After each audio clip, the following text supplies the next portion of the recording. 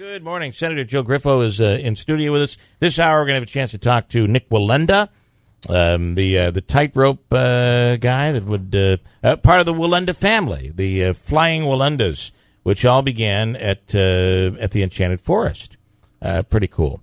Also, Ed Cox, for the New York State Republican Party chairman, and Nick Reisman is a reporter with Capital Tonight, and we'll speak with all of them coming up. How about a few stories that I find a little interesting, Joe Griffo?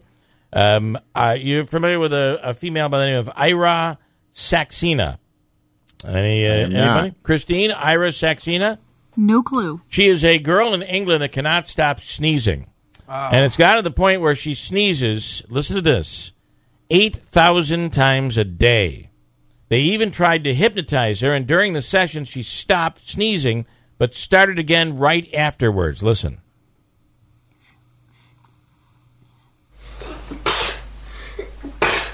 It's all day long. So who has to say God bless you each time that happens? I got to tell you, though. It can be every 10 seconds, every 15 seconds. The maximum we've gone to on the weekend was 20 to 25. That's her mother talking there. Imagine what it must be like to just not be able to stop sneezing, period. I mean, Christine, it's got to be terrible. Oh, my gosh. I can't even stand having the hiccups for more than 10 seconds. Yeah, she just keeps going at it. Possibly 30 minutes. Really, it poor feels people around her. and irritating. That's right. And I can't go to... You didn't cover your mouth! Stop sneezing! You know, that's It has to be exhausting. 8,000 times you have to cover your mouth. And get Ben Carson to keep saying God bless you. Yeah, that's exactly right. Think of how many... Just give her one of those masks. It's really, though, I mean, we laugh a little bit, but it's terrible. There's got to be some clinician somewhere, though. They can't figure it out. They can't. It's like something out of Curb Your Enthusiasm. It is, an episode I guess, out of that, which is coming back. Or outside, because it becomes more violent outside. We've tried antihistamines, we've tried steroids, we're trying homeopathic now. She's even tried hypnotherapy, and for the duration of the hypnotherapy, she wasn't sneezing at all. Now, that's interesting. They were able to stop her from sneezing while she was being hypnotized.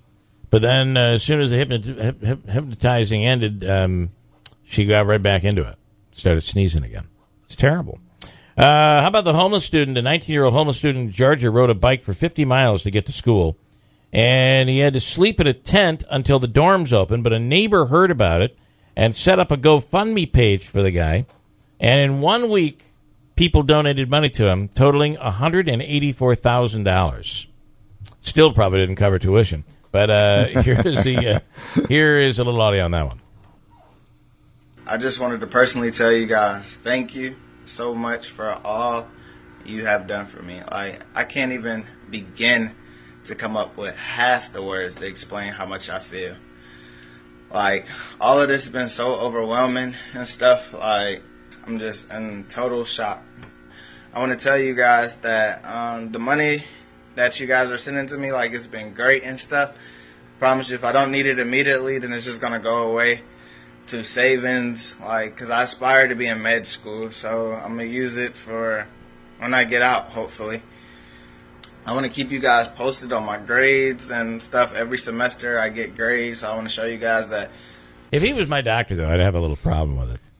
And we're going to do stuff with you here. But still, it's a great story. We'll take it out, put it back. $184,000 raised. I think there's more to the story, though, somehow, because there's so many programs that an individual like that would be eligible for, and I'm not sure why they wouldn't direct the individual towards those programs, and he wouldn't be in that situation. Don't a lot of those programs you have to pay back anyway, though? No, I mean, there's low-interest loans. He would be eligible for, if he was homeless, for housing money, for food stamps. I mean, so there are a number of programs. Homeless is not, and I've always, especially in New York. Let's talk about New York. I mean, where we pay a lot of money for the services.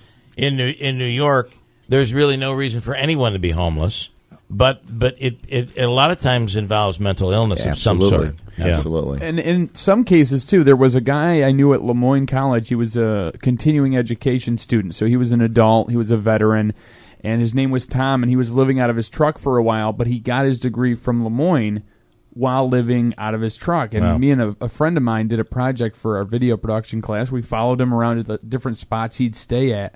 But sure enough, he would live in his truck, turn the heat on all night, and go to school at Lemoyne, and got his degree. But he was getting I think the VA paid for his schooling, but still. Think of the money he saved, though. Because room and board Lemoyne ain't cheap. Yeah, you're right. It's an educational mortgage. Michael says, imagine if he said, "Hey, thanks for the money, the $184,000. I'm going to spend it on drugs and gambling and going to Vegas. Vegas. So much. I'm going to Vegas. I'm going to Disney." So here's another. What do you think of the issue of this Pokemon Go?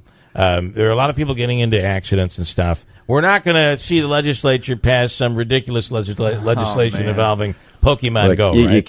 You can't legislate people doing stupid things. Yeah, and sure, it's a new venture. It's people are excited about it, but again, the concern I have is when you hurt somebody else. Yeah, and that's something that we're going to have to keep an eye on. And but we already have distracted driving in place. We don't really have serious offenses attached to the issue of distracted driving in general. Like we don't have a DWD, driving while distracted. You have the elements that they can be cited under the vehicle and traffic law. Do you think it should be severe if somebody's... Absolutely, I do. I do believe it because I think that my concern is that they're going to hurt an innocent person. Right. Now, if you want to hurt yourself, it's like the motorcycle helmet law. In Ohio, I don't believe they have a helmet law because I saw all the motorcyclists without it. I think you should wear it because you're crazy if you don't wear a helmet, if you get hurt. On the other hand, I don't believe we should tell you that you have to wear a helmet. I could see if you put a kid on a bike under the age of something or other, requiring the kid to have a helmet. I'm okay with that. Because there are stupid parents out there. The kid shouldn't suffer. But to tell a 45-year-old guy that he's got to wear a helmet to protect himself is I hated that law. But what you're saying is, like, if somebody gets drunk and kills somebody, a DWI. If somebody's texting and driving, doesn't see the person and kills them, there should be a more severe penalty than, let's say, negligent homicide or manslaughter or something like that. And we're starting to have new devices that are developing, they call it a textilizer.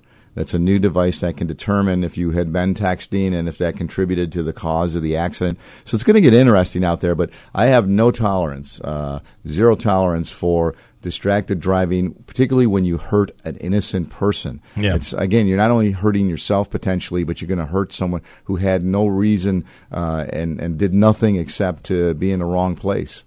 They're thinking about calling it, changing the name of this Pokemon Go to Pokemon Stop. They think that might make things a little safer out there, maybe. I don't know.